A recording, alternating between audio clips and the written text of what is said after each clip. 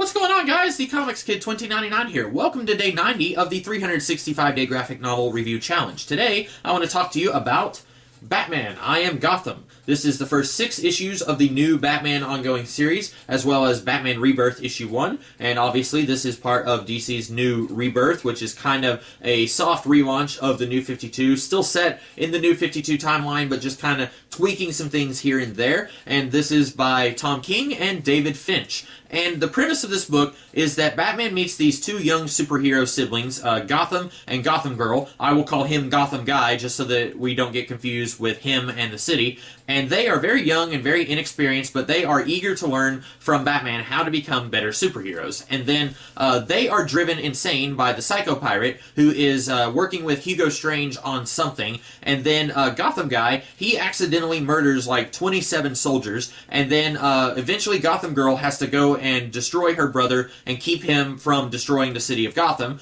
And then Batman, he eventually is going to work with Amanda Waller on trying to find a way to restore Gotham Girl's sanity, because she's still kind of insane because of what Psycho Pirate did to her. And that's basically the plot of this book.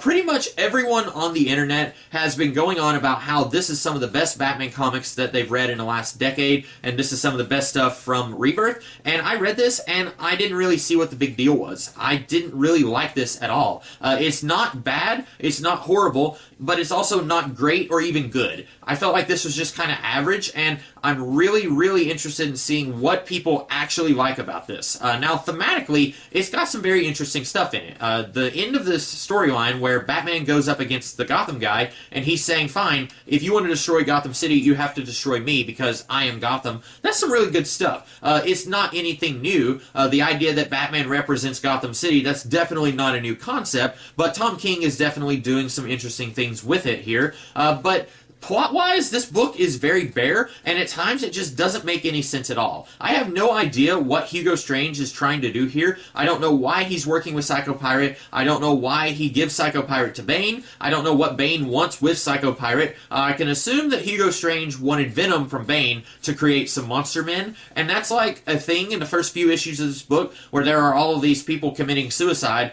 blowing themselves up, slitting their throats in front of Commissioner Gordon. They're all doing this, and they're saying, you can't stop the Monster Men. And that seems like it's going to be actually important in this story, but it's not. It doesn't mean anything here. Maybe it's going to mean something in the Monster Men crossover that spanned all the Batman books. I have no idea. But here, it doesn't mean anything at all. But mainly, the thrust of this book is Gotham Guy and Gotham Girl. And the reason that they are important here is because of what happens with Hugo Strange and Psycho Pirate. But the problem is, Hugo Strange and Psycho Pirate don't really do a whole lot here other than drive Gotham Guy and Gotham Girl insane. And then they disappear, and I think Psycho Pirate is literally in one panel of this entire storyline, and he's kind of important here because he is the thrust behind Gotham Guy going insane and killing a whole bunch of people, except that I don't really know why he's doing what he's doing, other than, ooh, he's crazy. I really wish that we had more of a motivation for Hugo Strange and Psycho Pirate, and why they're doing what they're doing, other than Hugo Strange controls crazy people, apparently, according to Amanda Waller.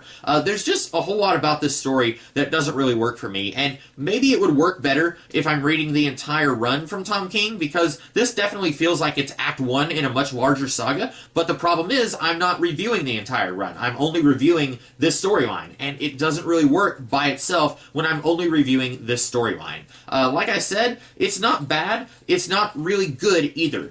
This also doesn't really feel like my Batman. That's something that I hear a lot of older people say, and I'm not old per se, but I never thought that I would sound as much like a curmudgeon as I do right now. But I'm looking at this, and I'm seeing Batman say and do things, and I'm thinking, that's not my Batman. That's not what my Batman would say or do. There's one point where Duke Thomas is asking Batman if he trusts Gotham Guy and Gotham Girl, and he says, no, I don't even trust Alfred. And he's standing right in front of Alfred, and I don't understand if that's supposed to be funny, or if this is supposed to reflect how paranoid Bruce is around everybody. And I don't like that. I get that Batman is not going to trust a lot of people, but he should at least trust Alfred, Leslie Tompkins, Jim Gordon, the Justice League, people who know his secret identity. I feel like he trusts those people at least enough to tell them his secret identity. And I don't know if that's supposed to be funny. Maybe it is. Maybe the joke just went right over my ears. I don't know. But I didn't really like that. There's just several little things here that doesn't really work for me. I don't like that Amanda Waller and Sam Lane were shoved into this book. I really think that this could have been done without them. I think you could have made Psycho Pirate be the reason that Gotham Guy goes insane without connecting it to Amanda Waller and the Suicide Squad. But the next volume is called I Am Suicide, and Batman is apparently going to be working with the Suicide Squad in trying to capture the Psycho Pirate so that he can restore Gotham Girl's sanity, which, that's good. I'm glad to see that Batman is wanting to help people in a way that doesn't necessarily involve punching people. He wants to help this girl, and that doesn't necessarily involve his usual way of helping people. That's good. That's interesting, but I don't see Batman working with Amanda Waller, especially when she is indirectly responsible for about 30 people dying, because she was the one who released the Psycho Pirate, and then he made Gotham Guy go insane. Gotham Guy killed like 27 soldiers, and then this soldier goes and kills Gotham Guy's parents, and then he goes and kills that other soldier, and then he was about to destroy the entire city. And that all is on Amanda Waller's head. She is basically responsible for all of this going on, and she doesn't seem to think that it's her fault, or if she does think it's her fault, she doesn't seem to think that it's a big deal. Sam Lane definitely doesn't think it's a big deal, and I don't like the idea of turning Sam Lane into a villain. I would much rather him be an actual good guy who just has trouble getting along with his daughter, and he doesn't like Clark Kent, and he definitely doesn't like Superman, but he's not a bad guy like he's portrayed here. I don't like that he's basically Thunderbolt Ross at his worst, and Sam Lane should not be just General Thunderbolt Ross. Sure, there should be some similarities, but he shouldn't be an exact copy of what Thunderbolt Ross is. But I don't like that Sam Lane is shoved into this story. I don't like that Amanda Waller is. Of course, you could argue Amanda Waller has to be, since the Suicide Squad is going to be playing a part in the next storyline, but I don't really like that she's there. I think you could have gotten rid of them and done a little bit more with Psycho Pirate and kind of given him a little bit more motivation, and then this story could have read a little bit better on its own. I know that everyone in the world loves Tom King's Batman.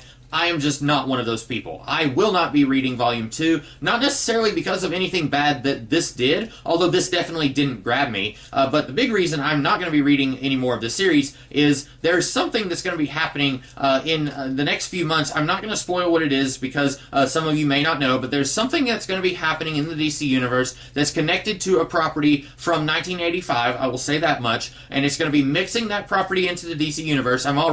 You probably already know what I'm talking about, but that is going to be something that's going to be happening in Tom King's Batman run, and I am absolutely not interested in watching these characters be mixed into the DC Universe. I'm really just not interested in seeing that at all. I don't want to watch these men enter the DC Universe. If you don't know what I'm talking about now, sorry. I don't want to see that, and I know it's going to be happening in a later volume of Tom King's Batman run, and I'm not going to be paying money to see that. I don't want to read that, so I won't be reading any more of this series, partly because of that, and also because, like I said, this volume just does not do anything to grab me and bring me in. It's not bad, but it's also not something that I want to keep reading. I don't want to see more from this. If this is the best Batman that a lot of people have read over the last 10 years, that makes me kind of sad, because that means we haven't had any good Batman over the last 10 years, if this is the best that we've had. And I don't want to be mean, because I'm sure that these guys are very nice people, these creators. I think that they've done some other good stuff, probably. I haven't read a whole lot of stuff from Tom King. This might actually be the first thing that I've read from him, but I'm sure they've done some good stuff. It's just that this wasn't really doing anything for me. But that's about all that I have to say about Batman I Am Gotham. I hope that you guys like this video. Please be gentle. If you are a huge Tom King fan,